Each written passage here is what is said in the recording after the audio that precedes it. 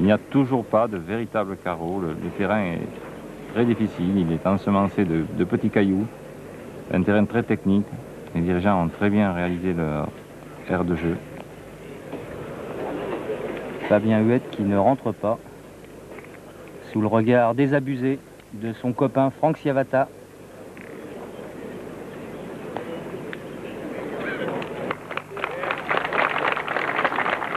Même au point, on constate la régularité de Roger.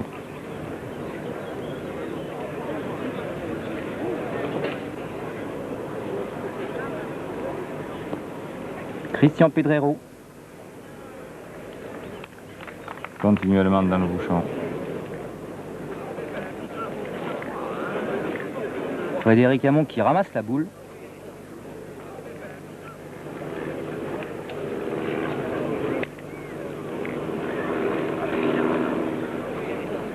Christian Pedrero à nouveau. Bien équilibré. Et un très joli point. Cette fois. Ce sont les dernières réactions des Parisiens. Ils n'arrivent pas non plus à contrer l'efficacité au point et au tir des Biterrois. Vraiment au sommet de leur art, jusqu'à ce niveau du championnat de France.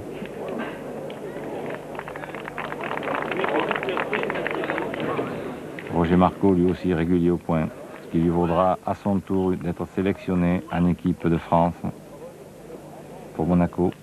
Pour Monaco qui se déroulera au mois d'octobre, le championnat du monde, avec cette année 3 équipes françaises. Oui, en effet, avec une fois de plus une sélection qui sera très certainement discutée, contestée.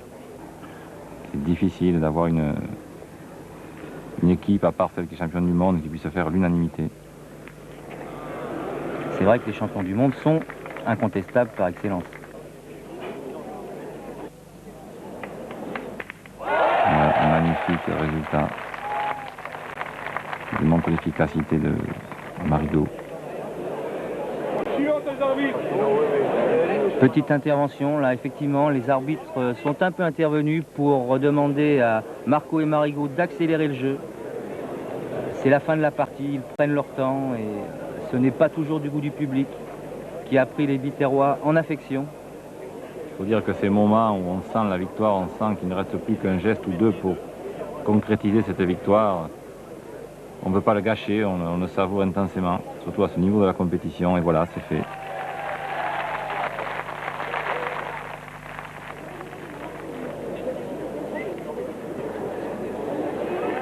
Un point qui compte à nouveau.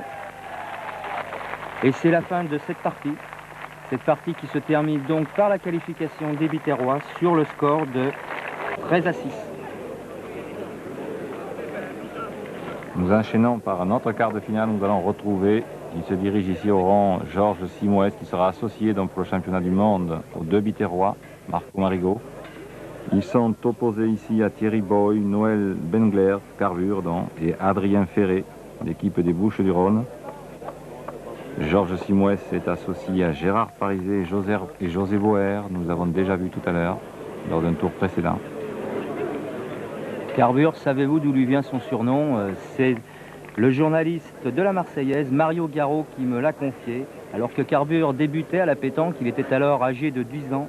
Un grand champion de boules de l'époque, Albert Descrottes, a dit de lui, ce minot il carbure. Et ce carbure-là a continué de carburer et le surnom lui est resté.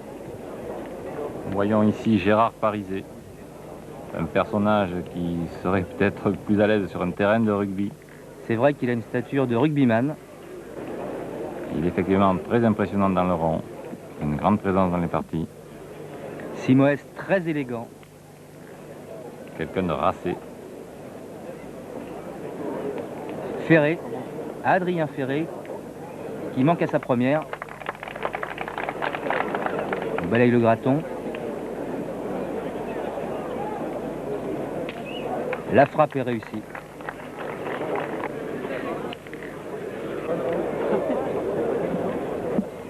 José Boer qui pointe pour faire une très bonne reprise. Alors, il fallait éviter la boule de devant. Et nous passons dans un autre quart de finale. Celui qui oppose le champion du monde Didier Choupet au Corse. Et oui, il s'agit de Pierre Chiappini, Christian Mangoni et Antoine Serpaggi. Serpaggi, c'est lui. Il est dans le rond, il vient de pointer. Il est d'ailleurs un petit peu long, la boule file. Christian Mangoni.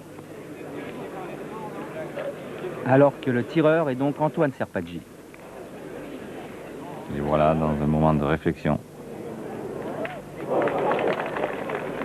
Dédé Poiré. Dans ses œuvres, une belle reprise. Alain Bidot qui fera une belle partie en quart.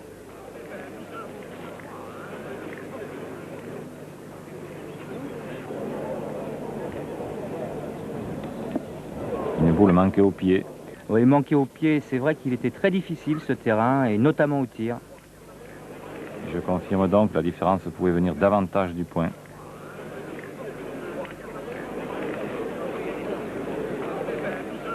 Mais il va se reprendre.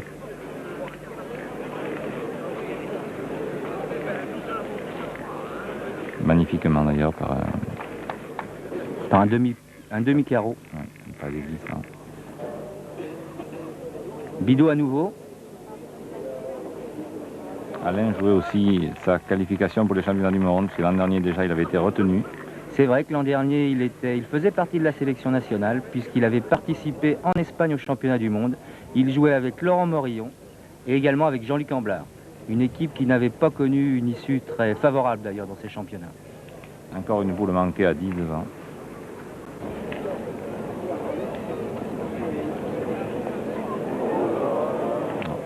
Ça sent la fin.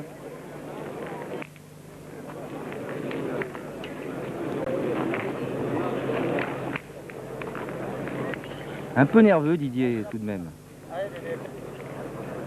Je pense qu'il supporte le poids de cette équipe sur ses épaules. Il est attendu. À chaque boule qu'il tire, il est obligé de frapper. Et ça va commencer à lui peser.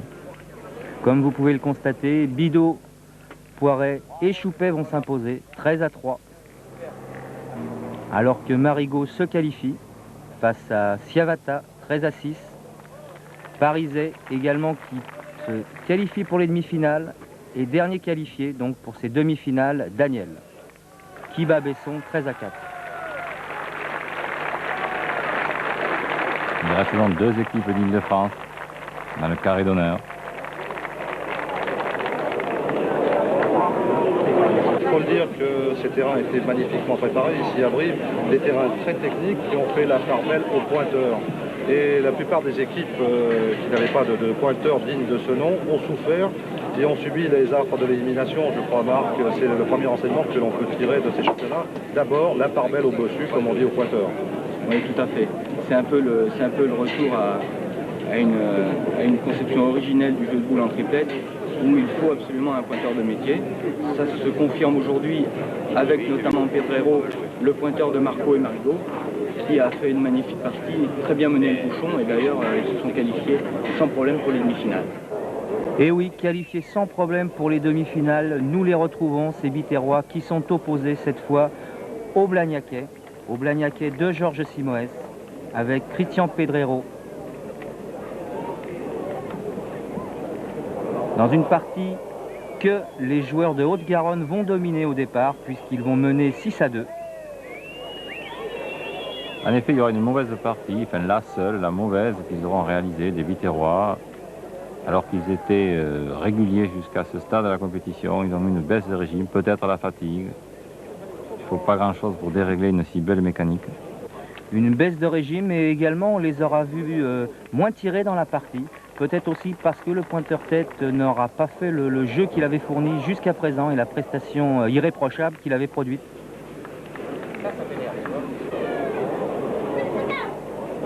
Marco qui pointe. Lui aussi qui confirme, donc 3e boule perdue sur un point à 40 ou 50 cm, pas normal. Sur un point que l'on peut juger comme relativement facile. On voit dès qu'il n'y a pas de point. Eh oui, ça devient très difficile. Des garçons comme ça, obligés de pointer sur la main, on voit pointer les deux Roger, c'est quand même pas normal.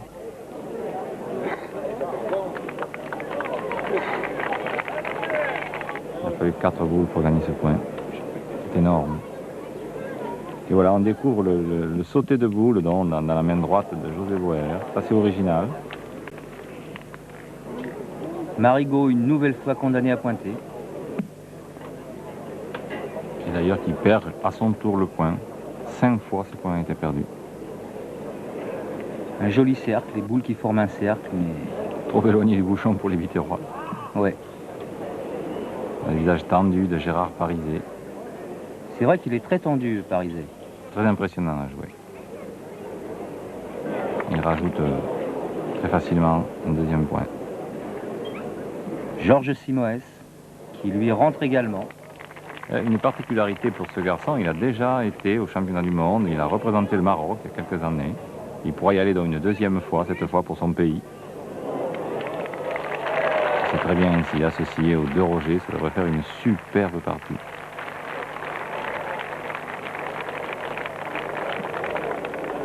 Cette main va être lourde pour les Biterrois. Une main de 5 points. Et c'est la fin de la partie, les espoirs biterrois s'envolent. Par contre, les joueurs de Haute-Garonne accèdent à une finale. Et ce n'est pas rien que d'accéder à une place en finale.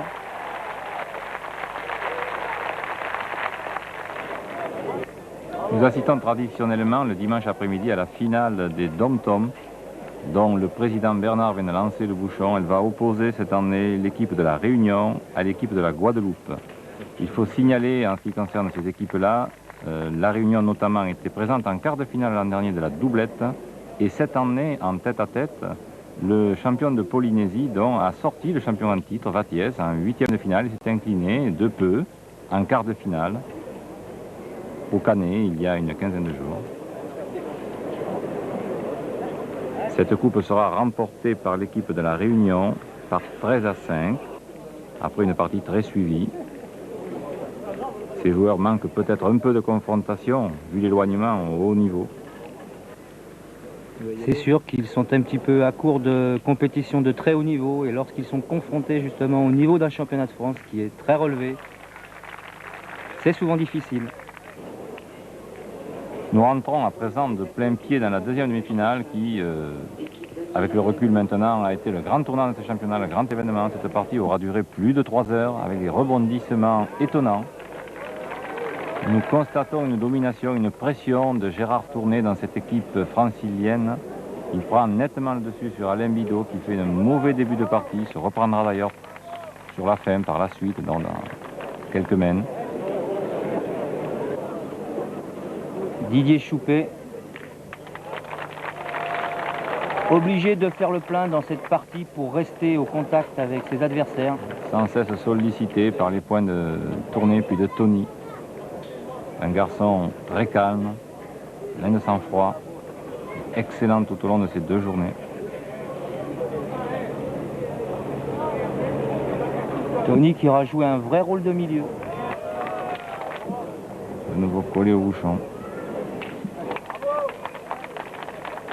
Un beau tir de Didier Poiré, d'André Poiré, pardon. Choupet qui tire au bouchon à un moment très important de la partie, puisque les Seine-et-Marnais sont dominés et que sur cette action, ce tir au bouchon volontaire de Didier, les Seine-et-Marnais vont marquer 4 points et revenir, Jean-Pierre, sur le score de 7-11, en effet, ils étaient vraiment décrochés. On peut même dire que la partie paraissait terminée, et là, grâce à ce sursaut, nous avons vu les Seine-et-Marnais revenir. Voilà le seul, à ma connaissance, en tout cas, carreau. Le véritable carreau que nous avons vu a été réalisé par Tony, Serge Lamiel. Superbe. Et nous allons vivre maintenant l'un des temps forts, un moment inoubliable de ce championnat, avec Didier Choupet sous pression qui tire au but, avec une équipe malmenée, la joie de Bidot et de Poiret. Et c'est d'autant plus remarquable, Jean-François, que Didier Choupet venait quelques instants avant de faire une casquette à ce bouchon pour ne pas perdre à peu près à 10 mètres. C'est vraiment exceptionnel, le stade, les tribunes dont on vivrait sur ces 2 coups de tonnerre de Didier Choupet. C'est vraiment le plus adroit des tireurs français actuellement. Oui, cette casquette et ce tir réussi vont vraiment enthousiasmer le public qui a scandé le nom de Choupet très longuement.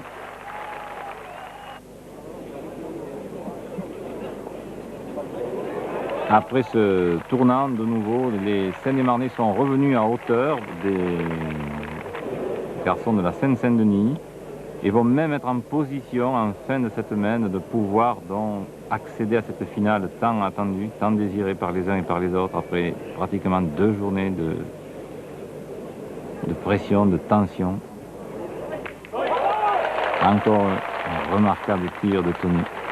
Le score est de 11 à 11 et là Didier Choupet est en position de gagner. Choupet une boule en main, Choupet qui va essayer de jouer le bouchon. Et là on voit très bien Poiret et Bidot venir le consigner car le moment est grave, la boule est décisive. C'est une boule de match pour Choupet. S'il pince un peu le bouchon, qu'il l'emmène, il fait 2 points et il se qualifie pour la finale.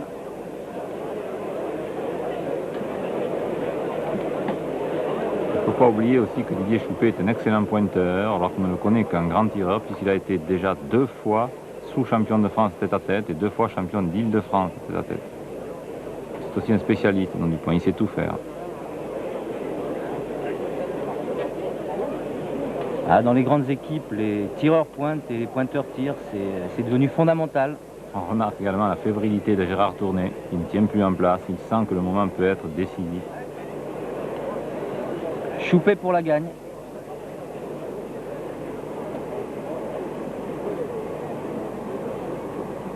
Une boule qui roule, qui frôle le bouchon, mais qui ne le prend pas, Jean-Pierre. En effet, Didier vient de frôler la gagne pour quelques millimètres. On voit à quoi tient un championnat de France.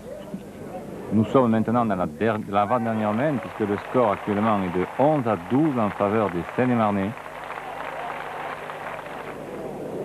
André Poiret. Il n'a pas encore une grande expérience à ce niveau, mais qui est en train de l'acquérir avec ses 2 partenaires.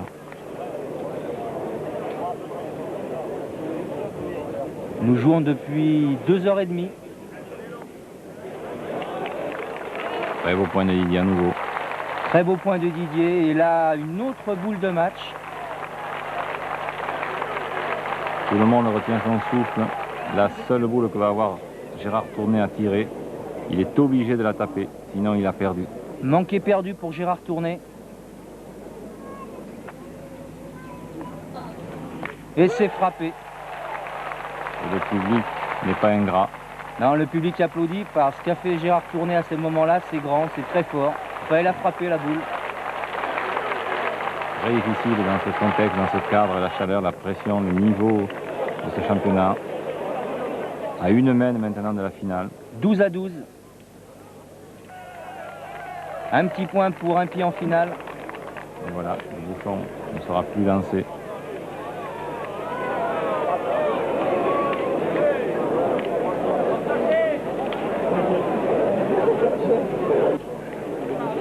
Tout peut se passer maintenant, l'émotion est grande, on voit l'état de concentration de Gérard Tourné. Là, il est un peu moins présent au point pur. Alain Bidot l'a accroché, disons, sur les 3 dernières mains. C'est vrai qu'Alain est bien rentré dans la partie. Il était temps, d'ailleurs. Oui, après un début difficile des Seine-et-Marnais. Et là, Alain gagne le point. La parole est à Milkos.